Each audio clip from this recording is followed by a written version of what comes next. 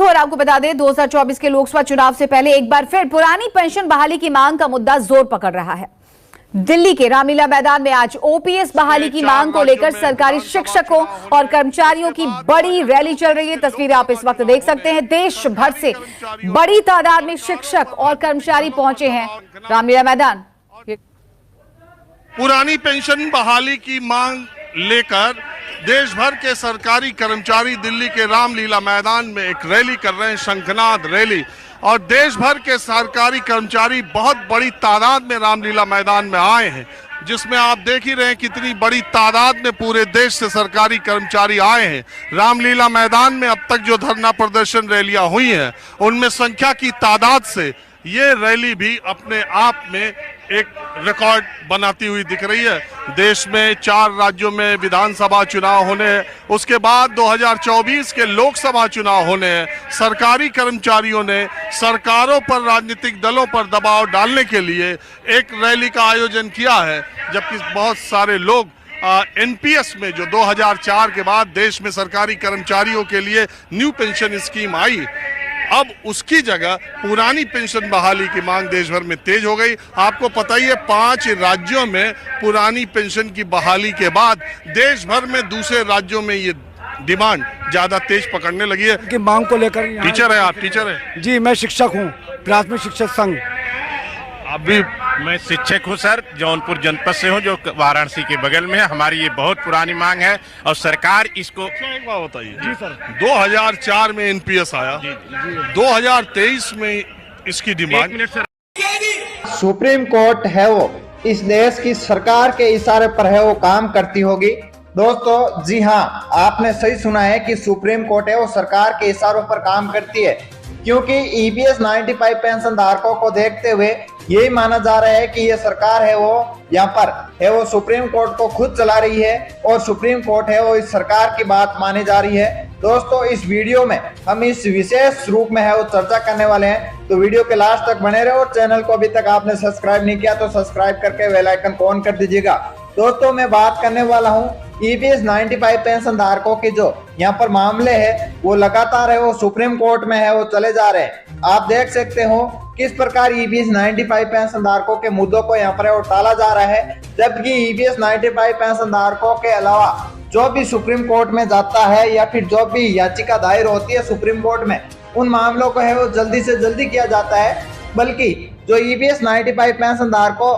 या फिर ईपीएफओ के ऊपर जो भी यहाँ पर है वो सुप्रीम कोर्ट में जाता है, तो वो यहाँ पर है वो सुप्रीम कोर्ट इस सरकार के इशारे पर है वो काम करता है, या तो फिर है वो सुप्रीम कोर्ट जल्दी से है वो काम नहीं करता, या फिर उसमें है वो सुनवाई नहीं देता, या फिर वो फाइल है वो आगे नहीं निकालता, या फिर ये सरकार के इशारे पर काम चल रहा है। तो आप देख सकते हो कि आरसी गुप्ता वाला केस यहाँ पर है वो लगातार 2016 से लेकर अभी भी चल रहा है, उसमें यहाँ पर वो किसी प्रकार की सुनवाई नहीं की गई। और आप देख सकते हो कि ईपीएस 95 पेंशन धारकों के ऊपर ईपीएफओ के जो यहाँ पर है वो दिशा निर्देश दिए गए थे, वो कितने निर्देश सही दिए गए थे, लेकिन इस ईपीएफओ ने वो अपनी मनमार्जी की, लेकिन उसके ऊपर वापस फिर से है वो ईपीएफओ के ऊपर सुप्रीम कोर्ट ने है वो किसी प्रकार के कोई निर्देश या फिर उसके ऊपर कोई भी नियम लागू नहीं किया, क्योंकि यहाँ पर वो सुप्रीम कोर्ट इस सरकार के इशारे पर काम करता है। यदि ऐसा नहीं होता तो सुप्रीम कोर्ट सीधा निर्देश लेता और यहाँ पर ईपीएफओ के ऊपर पूर्ण रूप से कार्रवाई करता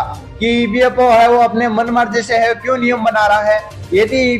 ईपीएस 95 पेंशन धारक मामला है सुप्रीम कोर्ट लेकर आ रहे हैं, फिर भी यहाँ पर सुप्रीम कोर्ट न्याय देता है और न्याय देने के बाद में वो ईपीएफओ फिर से जो यहाँ पर सुप्रीम कोर्ट ने फाइल दायर की कि जो नियम लागू किए गए थे उन नियमों को ईपीएफओ है वो लुका यानी कि पीछे रखता है और अपनी मन मर्जी से वो आगे यहाँ पर है वो नोटिस जारी करता है कि ये ईपीएस 95 पेंशन धारकों के है वो सुप्रीम कोर्ट ने निर्णय लिए। बल्कि ऐसा नहीं होता है, यहाँ पर है वो सुप्रीम कोर्ट सरकार के इशारे पर काम करता है और ईपीएस 95 पेंशन धारकों की जो मांगे थी उन मांगों को लेकर अभी भी यहाँ पर है वो सुप्रीम कोर्ट में कुछ मांगे चल रही है। जैसे आप देख सकते हो हायर पेंशन पाने के लिए यहाँ पर है वो ईपीएस 95 पेंशन धारकों या फिर हायर पेंशन धारकों जिन्होंने हायर पेंशन का अप्लाई किया था, उन्हें यहाँ पर हायर पेंशन का लाभ लेने के लिए यहाँ पर है वो ईपीएफओ के पास है वो कुछ पैसे यानी कि कैलकुलेशन करके कुछ यहाँ पर पैसे आपको फंड के रूप में जमा करवाने होंगे। उसके बाद ही ईपीएस 95 पेंशनधार को और हायर पेंशनधार को यानी कि जिन्होंने हायर पेंशन आवेदन किया था उनको यहाँ पर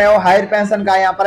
लाभ मिलेगा। तब ईपीएस 95 पेंशन धारकों को किस प्रकार यहाँ पर बेवकूफ बनाने का काम किया जा रहा है। ईपीएफओ के द्वारा और सुप्रीम कोर्ट के द्वारा लगातार ये प्रयास किए जा रहे हैं। बल्कि यदि ईपीएस 95 पेंशन धारकों के साथ ऐसा नहीं होता तो यहाँ पर 22/9/2023 को जो यहाँ पर हायर पेंशन के ऊपर सुनवाई करनी थी, जिन्होंने यहाँ पर चार्जशीट लगाई थी कि ईपीएफओ के जो नियम है यानी कि हायर पेंशन जो उठाना चाहता है तो ईपीएस 95 पेंशन धारकों को यहाँ पर